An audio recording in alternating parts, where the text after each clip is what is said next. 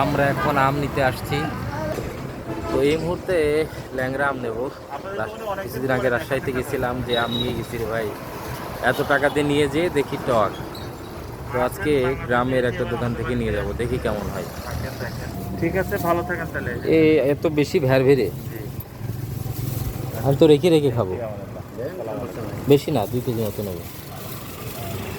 এটি আরো 2 দিন পরেও খাইতে পারবেন। হ্যাঁ, এটি আরো 2 দিন পরেও খাইতে পারবেন। কতটুকু হয়েছে কত? 30 টাকা না, না না না, তেমন দিত না। কারণ না, আমি বেশি নরম 10 টিয়া বলি আমরা আম বেচে বেশি তো।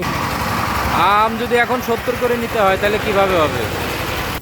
দুটো বড় দেখে বের করে খাই। ওকে। না, এটা বড় না, এই যে তো এই যে পাকা আম নিলাম, এখন বসে বসে খাবো।